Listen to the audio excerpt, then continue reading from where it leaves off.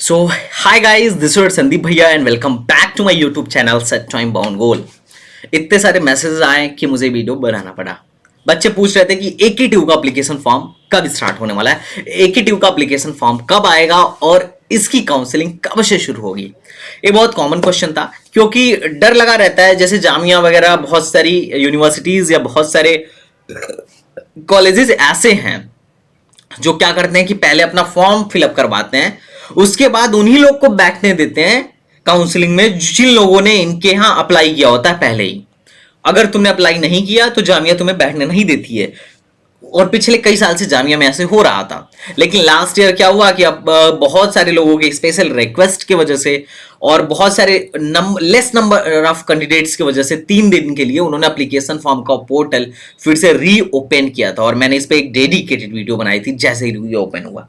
But चलो कोई बात नहीं, इस वीडियो में मैं तुम्हें AKTU के बारे में बताऊंगा कि AKTU या फिर MMUT HBTU का क्या मसला है, इनके एप्लीकेशन फॉर्म कब आने वाले हैं, इनकी काउंसलिंग कब होने वाली है, और सबसे जरूरी बात तुम्हें भी पता है क्या, कि अगर यूपी में हो तो यूपी का चाहे कोई भी कॉलेज हो, अगर स्टेट के अंदर है तो उसको FW सीट देना ही पड़ेगा, चाहे गवर्नमेंट हो या प्राइवेट हो या सेमी गवर्नमेंट हो, है कि नहीं, है ना। तो उस FW सीट को कैसे लिया जाए, क्योंकि तुम्हें पता है कि हर एक ब्रांच का 5% सीट क्या है, रिजर्व है। यूपी में टोटल 700 कॉलेजेस हैं, टोटल 700 कॉलेजेस हैं, और अगर इनके यहां 10 बैच या 5 बैच भी चलते हो तो एक के पास 500 बैच हैं, है ना।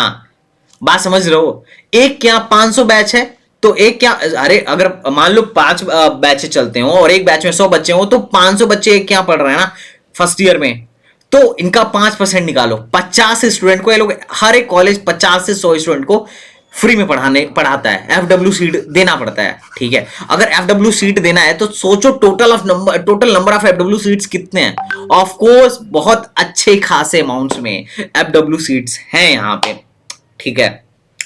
लेकिन मसला यह है कि बच्चे ले नहीं पाते हैं क्योंकि उन्हें आइडिया ही नहीं होता है, क्योंकि आधे तो यूट्यूबर लोग हैं जिनके 2-2 लाख 4-4 लाख सब्सक्राइबर हैं, और सही इंफॉर्मेशन देने के बजाय कुछ प्राइवेट कॉलेजों से बिक के मुझे लगता है उल्टा सीधा इंफॉर्मेशन देते रहते हैं। मतलब असली चीज नहीं बताएंगे, ये बोलेंगे आओ हम एडमिशन कराते हैं। कहाँ एडमिशन करा रहे हो यार, बच्चा बेवकूफ थोड़ी ना है, आप उसे गाइड करो, खुद कर लेगा, ठीक है। बट खैर छोड़ो, तो मैं तुम्हें यहां पे बताऊंगा कि FW के लिए पहले से तुम्हें क्या क्या डॉक्यूमेंट तैयार रखना चाहिए, और जैसे ही इसका एप्लीकेशन फॉर्म ओपन हो तुम्हें उसको कैसे फिल करना है। क्योंकि अगर तुमने अगर एप्लीकेशन फॉर्म फिल करते टाइम पे FW के लिए अप्लाई नहीं किया तो फिर तुम्हें FW सीट कोई नहीं दिला सकता है, चाहे तुम कितना हो भी गरीब हो, तुम कहते रह जाओ, यूनिवर्सिटी नहीं सुनेगी तुम्हारी।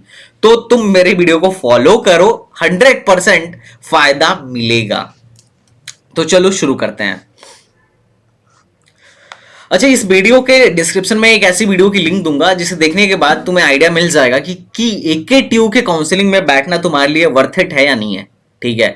क्योंकि मैंने एक वीडियो बनाई थी कि मिनिमम कितना परसेंटाइल हो कि AKTU या यूपी के स्टेट कॉलेज में तुम्हें एक सीट मिल जाए, कंप्यूटर साइंस हो या कोई भी ब्रांच हो, सबके लिए मैंने बताई थी। तो चलो स्टार्ट करते हैं। तो देखो यार, AKTU में क्या है, 2 साल पहले, आज से 2 साल पहले क्या था कि AKTU अपना एग्जाम कराता था, उसको अपन लोग बोलते थे UPTU, मतलब UPSC करके, SEEE करके अपना एग्जाम कराता था, ठीक है, ठीक है। तो उसमें क्या होता था कि उसके स्कोर कार्ड के हिसाब से AKTU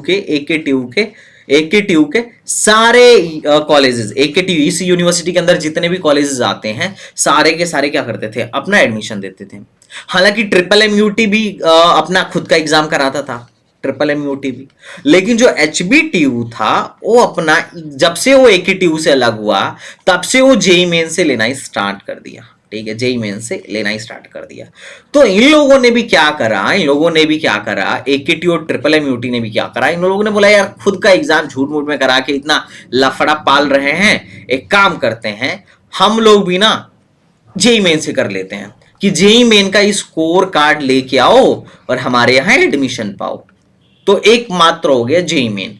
तो अब JEE मेन, अब ये लोग क्या करते हैं, वेट करते हैं JEE मेन होने का। अब जैसे ही अप्रैल शिफ्ट का JEE मेन हो जाएगा, रिजल्ट आ जाएगा, रैंक कार्ड आ जाएगा, JEE एडवांस हो रहा होगा, या हो गया होगा, तो उस टाइम पे ये लोग अपने वेबसाइट पे रजिस्ट्रेशन फॉर्म ओपन करेंगे काउंसलिंग के लिए। पहले कोई रजिस्ट्रेशन फॉर्म नहीं आता है, उसी टाइम पे आता है कि काउंसलिंग के लिए हम रजिस्ट्रेशन फॉर्म ओपन कर रहे हैं और जो भी बच्चा जेई मेन में बैठा है वो हमारे यहाँ के अप्लाई कर ले। अगर वो इंटरेस्टेड है AKTU के कॉलेज में एडमिशन लेने के लिए तो आओ और हमारे यहाँ अप्लाई करो, you will get a seat through our counselling.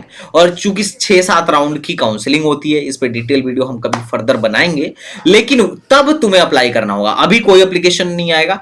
अब तुम सोचोगे कि भैया उसकी एक्सपेक्टेड डेट क्या होगी, तो मैं बता देता हूं एक्सपेक्टेड डेट क्या होगी। देखो, जेई मेन और जेई एडवांस के बाद ही generally most of the cases में सारे कॉलेज अपना स्टार्ट करते हैं, ठीक है। तो तुम्हारा जो एक्सपेक्टेड होगा दैट विल बी जून जुलाई, जून से ही स्टार्ट होगा और मुझे लग रहा है अगस्त तक जाएगा, क्योंकि 2 महीना तो मिनिमम खिंचता ही खिंचता है। और अगस्त से ही तुम्हारी क्लासेस स्टार्ट होंगी, अगस्त से ही तुम्हारी क्लासेस स्टार्ट होंगी बीटेक में, चाहे तुम IIT में जाओ या NIT में जाओ या GFTI में जाओ या स्टेट इंजीनियरिंग कॉलेज में जाओ, अगस्त से ही स्टार्ट होगा। तो तुम्हारा जून जुलाई अगस्त इसी में जाने वाला है, पूरे काउंसलिंग में ही जाने वाला है, ठीक है।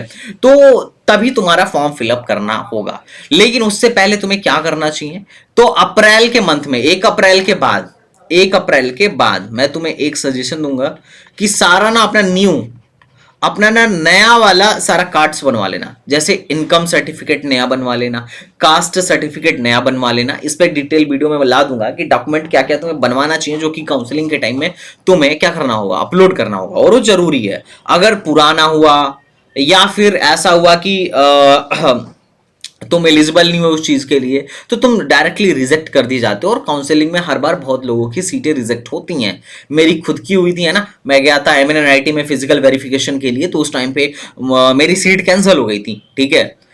लेकिन ठीक ही है, मैकेनिकल ब्रांच उस समय मिला था, लेकिन कैंसिल हो गया था, तो अभी मैं AMU में पढ़ रहा हूँ। लेकिन मैं तुम्हें यही बताऊंगा कि अगर काउंसलिंग के टाइम में तुम्हारे सारे डॉक्यूमेंट्स ओरिजिनल एंड लेटेस्ट नहीं हुए मोस्ट ऑफ द, तो तुम्हारी सीट कैंसिल होने की पूरी संभावना होती है, ठीक है। तो उस टाइम पे तुम्हें इस बात का ध्यान रखना होगा। अगर हम बात करें कि भैया अब तो बता दो कि FW सीट मिलेगा कैसे, तो मैं तुम्हें बताता हूं। देखो, 5% सीट हर एक कोर्स का, B Tech, MBA, MCA, B pharma, चाहे जो भी हो, वो 5% सीट जो है यूपी के अगर हो, यूपी में रहना है तो 5% सीट क्या करना है, देना है फ्री में। तो फ्री में तुम्हें मिलेगा, मतलब उसमें सिर्फ ट्यूशन फीस वेवर फ्री होगी, बाकी फीस जो होगा ना, ट्यूशन फीस माफ होगा, बाकी फीस लगता है। तो बाकी फीस ज्यादा होता नहीं है, 10-20 हजार पड़ता है 1 साल का, लेकिन जो ट्यूशन फीस होता है यही सबसे ज्यादा होता है, 80 हजार, 90 हजार, लाख रुपया। कई ठे तो प्राइवेट कॉलेज है उनके 1,20,000 ट्यूशन फीस है बस, ठीक है। तो ये सब 1,20,000 मान लो तुम्हारा टोटल खड़े खड़े माफ हो जाता है, और वो भी 1 साल का नहीं, पूरे 4 साल का माफ हो जाता है, ठीक है। तो ये है कि अगर मान लो ट्यूशन फीस वेवियर अगर मिल रहा है, तो उसके लिए कैसे कौन कौन लोग एलिजिबल हैं। तो देखो, पहला एलिजिबिलिटी क्राइटेरिया क्या है कि तुम यूपी के होने चाहिए, ठीक है। अब तुम बिहार के हो, झारखंड के हो तो एलिजिबल नहीं हो। अगर तुमने बिहार से 12th कराया और तुम्हारे मम्मी पापा यूपी के हैं तो एलिजिबल हो, कोई मसला नहीं है, ठीक है। पहला चीज ये हो गया। दूसरा, तुम्हारी इनकम जो है 6 लाख से कम होना चाहिए, 6 लाख से लेस होना चाहिए, ठीक है। और वो भी इनकम सर्टिफिकेट तुम्हें लेटेस्ट वाला बनवा के लेके जाना पड़ेगा, 1 अप्रैल के बाद तुम जाके बनवा लेना, ठीक है। यूपी के होने चाहिए, इनकम कम होना चाहिए। और तीसरा, बहुत सारे बच्चे ऐसे होंगे जो यूपी के होंगे जिनका इनकम भी 6 लाख से कम होगा, तो उन बच्चों में किसको पहले FW मिलेगा, तो जिनकी परसेंटाइल अच्छी होगी या जिनकी जेईई मेन में रैंक अच्छी होगी। तो एक अच्छा से अच्छा रैंक लेके आने की कोशिश करना, ताकि अच्छे से अच्छे कॉलेज में FW मिले। अब FW के पीछे एक बहुत बड़ा मिथ है जो मैं तुम्हें बताऊंगा।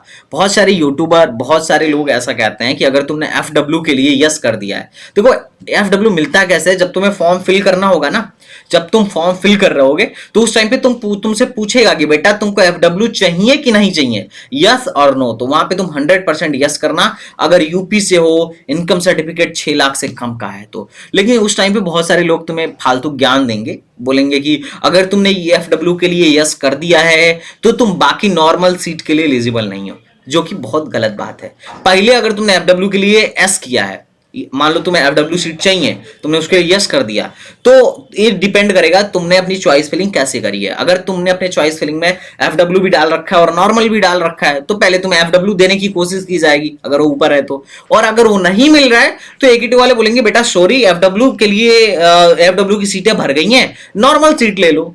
तो तुम दोनों सीटों के लिए एलिजिबल हो, ठीक है। तो तुम इतना चिंता नहीं करना, मैं तुम्हारे साथ हूं। यूपी का नंबर 1 काउंसलिंग चैनल, ठीक है।